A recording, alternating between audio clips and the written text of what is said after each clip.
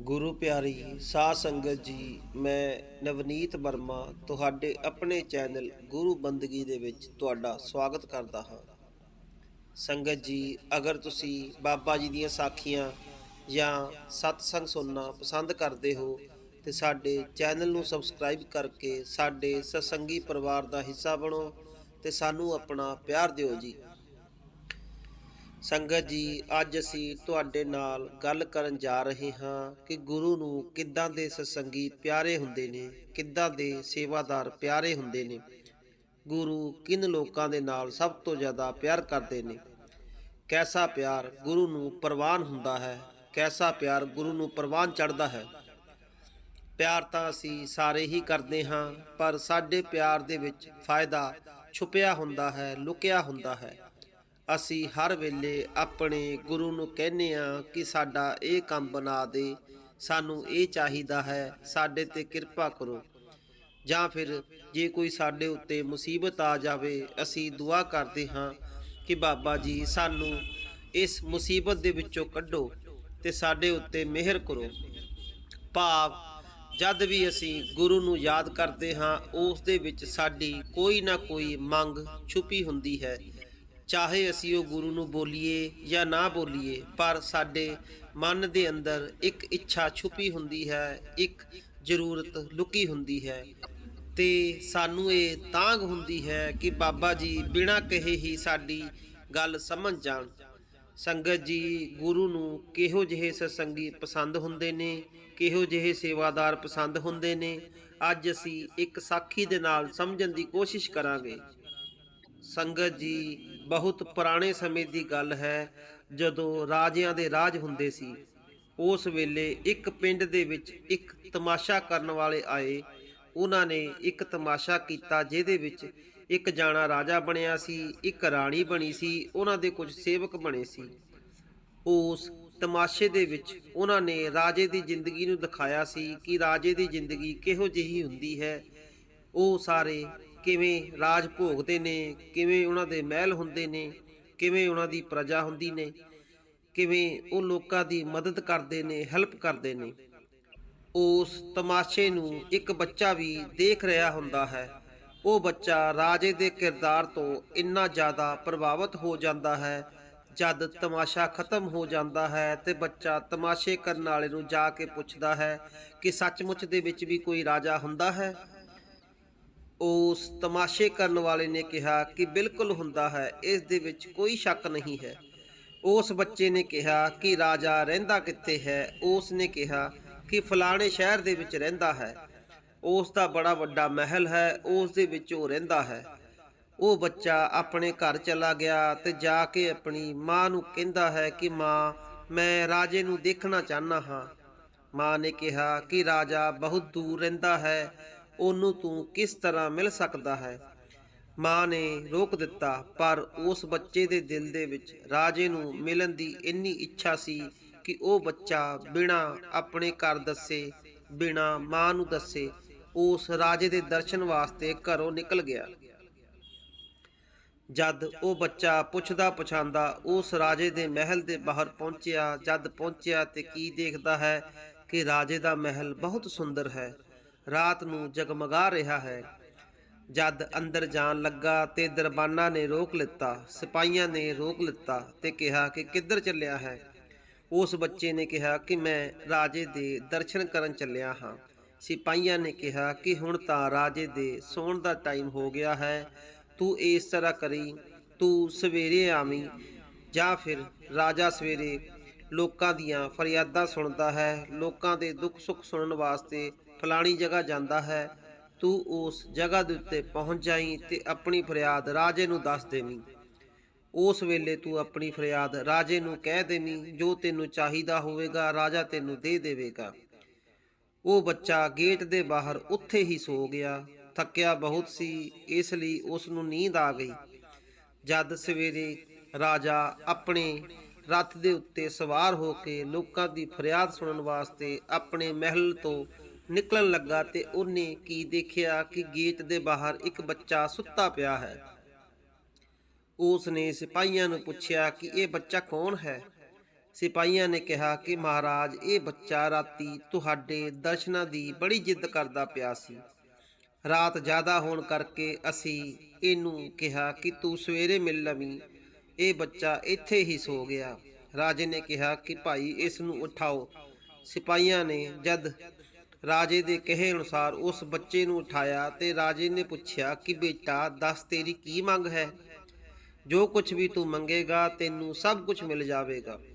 ਉਸ ਬੱਚੇ ਨੇ ਕਿਹਾ ਕਿ ਮੇਰੀ ਕੋਈ ਮੰਗ ਨਹੀਂ ਹੈ, ਮੈਂ ਤਾਂ ਸਿਰਫ ਤੁਹਾਡੇ ਦਰਸ਼ਨ ਕਰਨ ਵਾਸਤੇ ਆਇਆ ਸੀ।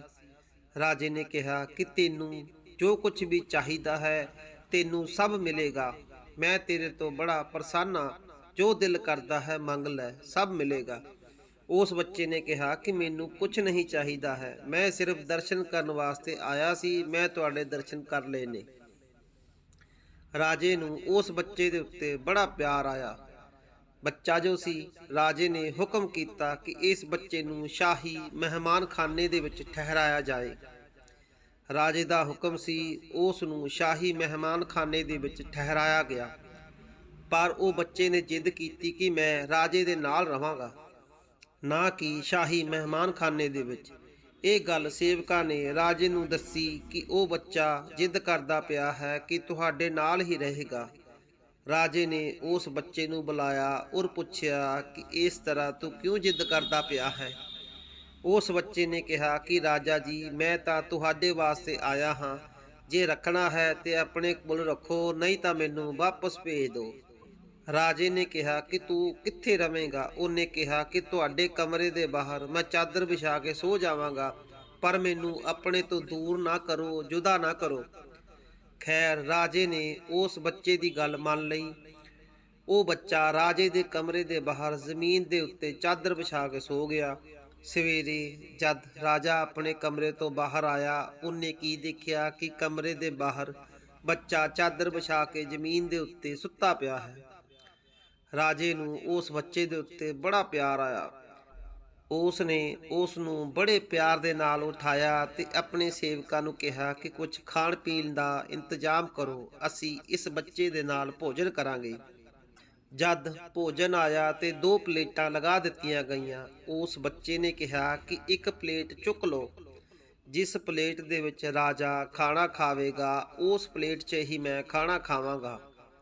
ਪਹਿਲਾਂ ਰਾਜਾ ਜੀ ਖਾ ਲੈਣ, ਬਾਅਦ ਦੇ ਵਿੱਚ ਮੈਂ ਉਸੇ ਪਲੇਟ ਦੇ ਵਿੱਚ ਹੀ ਖਾਣਾ ਖਾਵਾਂਗਾ।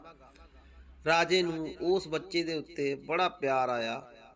ਉਹ ਬੱਚਾ ਰਾਜੇ ਦੇ ਕੋਲ ਰਹਿਣ ਲੱਗ ਪਿਆ। ਰਾਜੇ ਨੇ ਸੋਚਿਆ ਕਿ ਮੇਰੀ ਕੋਈ ਔਲਾਦ ਨਹੀਂ ਹੈ, ਕਿਉਂ ਨਾ ਮੈਂ ਇਸ ਨੂੰ ਗੋਦ ਲੈ ਲਵਾਂ। ਰਾਜੇ ਨੇ ਉਸ ਦੇ ਮਾਤਾ ਪਿਤਾ ਨੂੰ ਬੁਲਾ ਕੇ ਉਹਨਾਂ ਦੀ ਸਹਿਮਤੀ ਦੇ ਨਾਲ ਉਸ ਬੱਚੇ ਨੂੰ ਗੋਦ ਲੈ ਲਿਆ।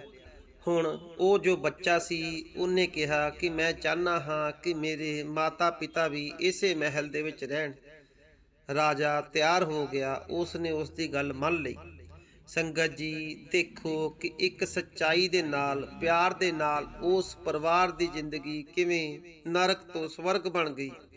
ਕਾਰਨ ਕੀ ਹੈ? ਕਾਰਨ ਸੰਗਤ ਜੀ ਇਹ ਹੈ ਕਿ ਉਸ ਨੇ ਆਪਣਾ ਸਭ ਕੁਝ ਰਾਜੇ ਦੇ ਹਵਾਲੇ ਕਰ ਦਿੱਤਾ। ਜੋ ਰਾਜਾ ਖਾਂਦਾ ਉਹ ਖਾਂਦਾ, ਜੋ ਰਾਜਾ ਪਹਿਨਦਾ ਉਹ ਉਸ ਦੇ ਦਿੱਤੇ ਕੱਪੜੇ ਪਹਿਨ ਲੈਂਦਾ, ਉਹ ਉਵੇਂ ਹੀ ਕਰਦਾ ਜਿਵੇਂ ਰਾਜਾ ਕਰਦਾ ਸੀ। ਉਹਨੇ ਪਰ ਕਦੀ ਵੀ ਕਿੰਤੂ ਪਰੰਤੂ ਨਹੀਂ ਕੀਤਾ ਕਿ ਮੈਨੂੰ ਇਹ ਚਾਹੀਦਾ ਹੈ, ਕਿ ਮੈਨੂੰ ਆਹ ਚਾਹੀਦਾ ਹੈ। ਜਿੱਥੇ ਰਾਜੇ ਦੀ ਰਜ਼ਾ ਸੀ ਉੱਥੇ ਹੀ ਉਹ ਰਹਿੰਦਾ ਸੀ ਤੇ ਰਾਜੇ ਨੂੰ ਸੱਚੇ ਦਿਲੋਂ ਪਿਆਰ ਕਰਦਾ ਸੀ, ਉਸ ਨੂੰ ਰੱਬ ਮੰਨਦਾ ਸੀ। ਤਾਂ ਜਾ ਕੇ ਉਸ ਦੇ ਉੱਤੇ ਕਿਰਪਾ ਹੋਈ, ਉਸ ਦਾ ਜੀਵਨ ਹੀ ਬਦਲ ਗਿਆ। ਇੱਕ ਆਮ ਲੜਕੇ ਤੋਂ ਉਹ ਰਾਜਾ ਬਣ ਗਿਆ। ਹੁਣ ਗੱਲ ਸਮਝਣ ਵਾਲੀ ਸੰਗਤ ਜੀ ਇਹ ਹੈ ਕਿ ਅਸੀਂ ਰਾਜੇ ਨੂੰ ਪਿਆਰ ਨਹੀਂ ਕਰਦੇ, ਭਾਵ ਆਪਣੇ ਗੁਰੂ ਨੂੰ ਤਾਂ ਪਿਆਰ ਇੰਨਾ ਨਹੀਂ ਕਰਦੇ ਜਿੰਨਾ ਅਸੀਂ ਦਾਤਾ ਨੂੰ ਪਿਆਰ ਕਰਦੇ ਹਾਂ। ਦਾਤ ਪਿਆਰੀ ਵਿਸਰਿਆ ਦਾ ਤਾਰ, ਜਿਸ ਨੇ ਸਭ ਕੁਝ ਦੇਣਾ ਹੈ, ਅਗਰ ਅਸੀਂ ਉਸ ਨੂੰ ਹੀ ਮੰਗ ਲਈਏ ਤੇ ਕੁਝ ਮੰਗਣ ਦੀ ਫਿਰ ਜ਼ਰੂਰਤ ਹੀ ਨਾ ਪਵੇ।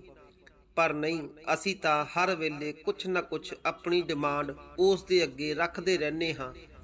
ਸਾਨੂੰ ਇਹ ਦੇ ਦਿਓ, ਸਾਨੂੰ ਸੱਚੇ ਪਾਤਸ਼ਾਹ ਇਹ ਦੇ ਦਿਓ। ਅਸੀਂ ਮਾਲਕ ਦੀ ਰਜ਼ਾ 'ਚ ਨਹੀਂ ਰਹਿੰਦੇ। ਬੜੇ ਮਹਾਰਾਜ ਜੀ ਕਹਿੰਦੇ ਸੀ ਕਿ ਹਾਥੀ ਕੇ ਪਾँव में सबका पाँव। ਅਗਰ ਅਸੀਂ ਦੁਨੀਆ ਬਣਾਉਣ ਵਾਲੇ ਦਾਤੇ ਨਾਲ ਹੀ ਪਿਆਰ ਪਾ ਲਿਆ, ਸਤਿਗੁਰ ਨਾਲ ਹੀ ਪਿਆਰ ਪਾ ਲਿਆ, ਫਿਰ ਸਭ ਕੁਝ ਹੀ ਆ ਗਿਆ। ਸਾਨੂੰ ਚਾਹੀਦਾ ਹੈ ਕਿ ਅਸੀਂ ਸਭ ਕੁਝ ਆਪਣੇ ਗੁਰੂ ਨੂੰ ਸਪੁਰਦ ਕਰ ਦਈਏ, ਆਪਣੇ ਆਪ ਨੂੰ ਗੁਰੂ ਦੇ ਹਵਾਲੇ ਕਰ ਦਈਏ। ਸੰਗਤ ਜੀ, ਹੁਣ ਤਾਂ ਅਸੀਂ ਸਭ ਕੁਝ ਕਰਦੇ ਪਏ ਹਾਂ, ਫਿਰ ਸਭ ਕੁਝ ਉਹ ਕਰੇਗਾ, ਫਿਰ ਉਸ ਦੇ ਹੱਥ ਡੋਰ ਹੋਵੇਗੀ। ਜਦ ਤੱਕ ਅਸੀਂ ਮੈਂ ਕਰਦੇ ਰਹਾਂਗੇ, ਕਦੀ ਸ਼ਾਂਤੀ ਨਹੀਂ ਮਿਲੇਗੀ। ਜਦ ਅਸੀਂ ਤੂੰ ਦਾ ਨਾਰਾ ਸਾਡੇ ਅੰਦਰੋਂ ਆਉਣ ਲੱਗ ਜਾਵੇਗਾ, ਫਿਰ ਸਭ ਕੁਝ ਉਸ ਮਾਲਕ ਦੀ ਜ਼ਿੰਮੇਵਾਰੀ ਹੋ ਜਾਵੇਗੀ, ਬਾਬਾ ਜੀ ਦੀ ਜ਼ਿੰਮੇਵਾਰੀ ਹੋ ਜਾਂਦੀ ਹੈ। ਫਿਰ ਉਹ ਜੋ ਕਰੇਗਾ ਸਭ ਠੀਕ ਕਰੇਗਾ। ਸਾਨੂੰ ਉਸ ਬੱਚੇ ਵਾਂਗ ਆਪਣੇ ਆਪ ਨੂੰ ਬਣਾਉਣਾ ਚਾਹੀਦਾ ਹੈ, ਜੋ ਸਾਡਾ ਸਤਿਗੁਰੂ ਖਾਨ ਨੂੰ ਦੇਵੇ, ਜਿੱਥੇ ਰੱਖੇ। ਅਸੀਂ ਉਸ ਹਾਲ ਦੇ ਵਿੱਚ ਹੀ ਆਪਣੇ ਸਤਿਗੁਰ ਦਾ ਸ਼ੁਕਰ ਕਰਨਾ ਹੈ, ਨਾਲੇ ਭਾਣੇ 'ਚ ਰਹਿਣਾ ਹੈ ਤੇ ਭਜਨ ਸਿਮਰਨ ਦੇ ਵਿੱਚ ਕਦੀ ਨਾਗਾ ਨਹੀਂ ਪਾਣਾ।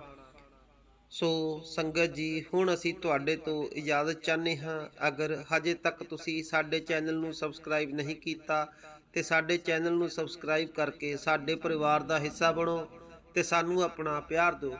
ਫਿਰ ਮਿਲਾਂਗੇ ਇੱਕ ਨਵੀਂ ਸਾਖੀ ਜਾਂ ਸਤਸੰਗ ਦੇ ਨਾਲ।